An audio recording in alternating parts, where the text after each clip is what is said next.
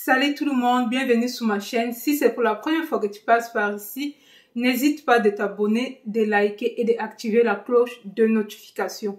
Donc, dans cette vidéo, on va voir ce qu'on appelle le changement des statuts. C'est très bien de faire Campus France, de faire tout ce que vous êtes en train de faire, mais à un moment donné, tu dois envisager ta vie professionnelle. Quand tu es étudiant, tu travailles, tu as quelques heures de travail, tu as un statut étudiant. Et à un moment donné, si tu veux rentrer dans le monde du travail, il faut avoir des informations, comment faire pour changer ton statut. Et beaucoup de gens ignorent, même moi, je n'étais pas informée avant de venir ici qu'il y a des changements de statut à faire. Donc, le changement de statut, on va le voir sur le site service.gouv.fr plutôt.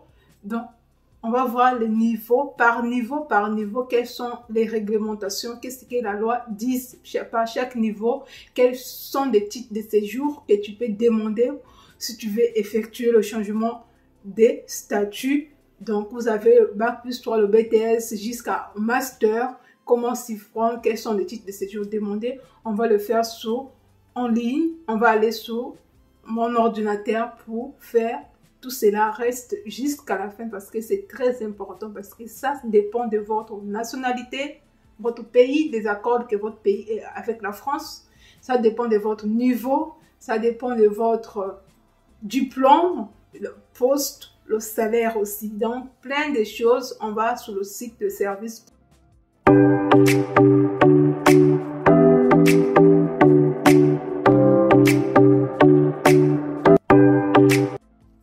Alors, c'est parti comme je disais, donc votre changement de statut, vous allez sur Google, vous cliquez changement de statut étudiant étranger, il faut passer tout simplement le premier lien, le service public, pour avoir toutes les informations qu'il faut pour changer votre statut étudiant. Donc, votre carte de séjour étudiant à travailleur étranger. Donc, étudiant étranger, comment travailler en France après vos études. Donc, quand vous remarquez bien, vous avez donc cette loi date de vérification le 1er janvier, voilà, 2023, direction de l'information légale et administration publique. Donc, pour travailler en France en tant qu'étudiant étranger, si vous souhaitez travailler à la fin de vos études, vous devez prétendre avoir un titre de séjour salarié, ou en fonction de votre diplôme. Ce titre de séjour va demander en fonction de votre diplôme, donc votre niveau, diplôme obtenu, et aussi la fonction que vous allez occuper et la nationalité. Donc, le premier niveau, vous avez, donc il y a certaines règles à respecter. Le premier niveau, quand vous avez Bac plus 2 pour le changement de statut, vous pouvez demander la carte de séjour salarié ou travailleur temporaire. Bon, je ne sais pas trop la différence, mais je vous laisse le choix d'aller vérifier, de faire le travail, de voir la différence entre travailleur ou temporaire. Voilà. Si vous avez signé votre contrat du travail, vous pouvez demander ces deux titres de séjour-là. Je ne sais pas c'est quoi la différence. Ou encore une promesse d'embauche. Donc, la promesse d'embauche, ça va tout simplement, c'est un employeur qui cherche des travailleurs, qui vous fait un promesse d'embauche écrit, voilà, écrit. Avec ça, vous vous présentez à la préfecture pour la demande de votre titre de séjour, carte de séjour salarié ou travailleur temporaire. Et pour demander cette carte de séjour, il faut le faire 2 mois qui procèdent la fin de la validité de votre carte de séjour étudiant. Donc, votre carte de séjour étudiant, toujours les mêmes règles, il faut le renouveler aussi 2 mois avant la fin de sa validité. Donc, la demande aussi 2 mois avant la fin de la validité. Vous avez la situation d'emploi qui vous sera opposée. Donc, ça peut toutefois être refusé. Voilà, ça c'est la loi. Et ça va dépendre du département bien sûr. Et si vous trouvez aussi un emploi dans un métier en tension. Voilà, donc si vous trouvez un emploi dans un métier hors tension, allez chercher à regarder les métiers en hors tension. Les métiers pour lesquels il existe des difficultés de recrutement. Donc, tout simplement, là où on n'a pas vraiment la main d'œuvre, on peut vous donner aussi une carte de séjour, salarié ou travailleur temporaire. Ensuite, vous avez les accords qui sont signés entre la France et certains pays membres sur le flux immigratoire et les immigrations professionnelles, donc l'immigration choisie. Et on va regarder ces pays-là. Vous avez le Bénin, Burkina Faso, Cap-Vert, le Congo, le Gabon, le Géorgie et l'île Maurice, le Sénégal, la Tunisie et autres nationalités en bas. Je vais prendre un cas pratique. Je vais cliquer sur, je vais cliquer sur et je vais prendre la Géorgie. Là, c'est à côté des États-Unis. Je prends au Gabon. Si vous êtes de nationalité gabonaise, vous pouvez occuper les emplois suivants. Donc, informaticien, chef de projet, informaticien expert, conseil en assurance, rédacteur juridique en assurance, attaché commercial, cadre de l'audit et du contrôle comptable et financière, cadre technique d'entretien et de maintenance, chef de chantier du BTP. Voilà, il y a beaucoup d'offres d'emploi sur le BTP ici. Chargé d'études techniques du BTP. Donc, voilà un peu ce que le Gabonais peut prétendre comme emploi.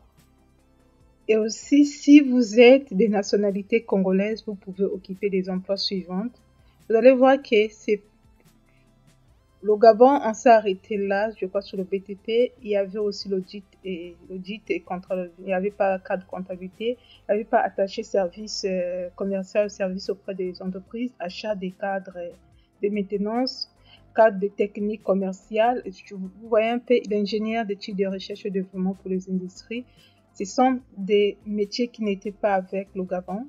Donc, cadre technique de la production. Donc, vous allez voir que des métiers, ça va dépendre des postes, ça va dépendre des pays par rapport aux conventions signées entre les pays. Et c'est ça la différence. Et là, un peu en bas, vous regardez, ce sont toutes les régions de France. Et ça, ce sont des régions de la France. Donc, c'est un peu ça. Et on va passer au niveau licence. Quand vous avez la licence, vous pouvez prétendre carte de séjour salarié temporaire, même question c'est ici. Et ce sont des mêmes promesses d'embauche, contrat de travail pour avoir ces cartes, pour bénéficier de cette demande. Il faut avoir le contrat d'embauche, le titre de séjour, tout ça. Et voilà, toujours si vous avez aussi trouvé un emploi dans le secteur en tension, c'est ça cette nouvelle loi, il faut aller regarder quels sont les métiers demandés en tension. Là où les secteurs qui peinent à recruter du monde, là où il y a des difficultés, ça peut être la restauration, plonge, il y a pas mal de secteurs. Et toujours, si vous êtes membre de ces pays-là, les pays qui ont signé des accords avec la France, c'est pas moi qui l'ai dit, les pays ayant conclu avec la France un accord sur le flux immigratoire et les immigrations professionnelles. Donc, toujours, ce sont les mêmes pays. Après, essayez de regarder si votre pays fait partie des accords signés, des métiers. D'ailleurs, quand on parle des métiers, ça peut vous permettre aussi de faire votre projet d'études pour venir étudier, pour ne pas avoir la tête à chercher beaucoup au moment des changements de statut. Donc, là, ici, vous avez des cartes de séjour, même trois cartes de séjour à demander si vous avez une licence professionnelle. Donc, si vous avez une licence professionnelle, vous avez le carte de séjour recherche d'emploi, création d'entreprise.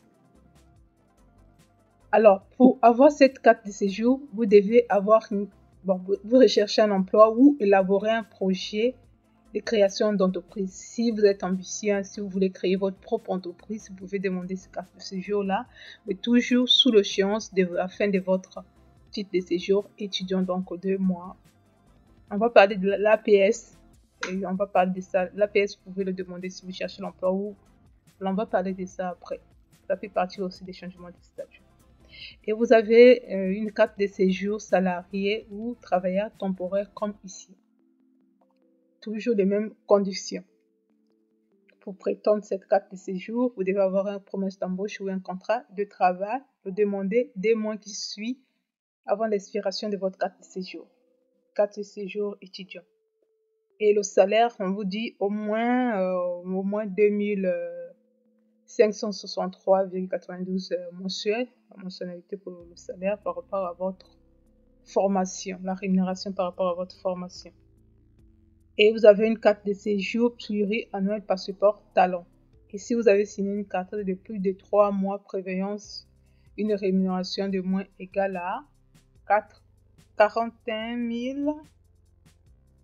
023 annuel. Hein?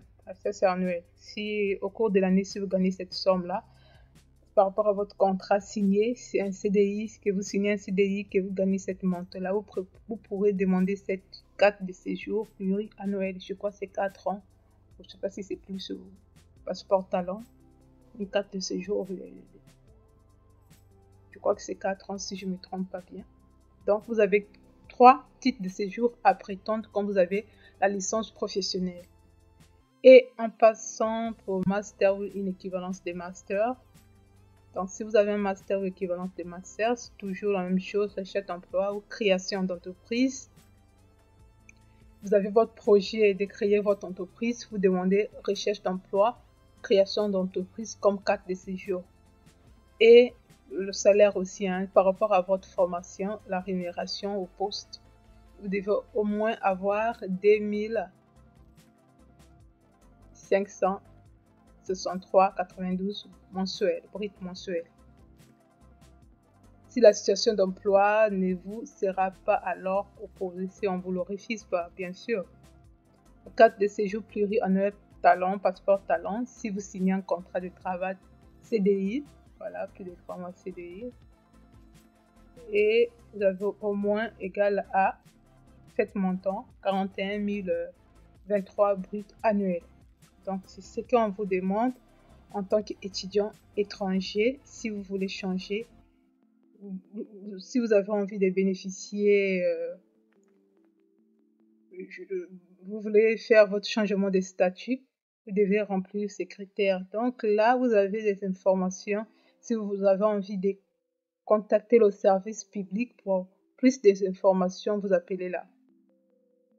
Vous appelez, vous demandez, vous posez des questions, tout ce qu'il faut, on va vous répondre. Vous avez des textes de loi, des articles par rapport à ce qui est écrit, par rapport à vos titres de séjour demandés.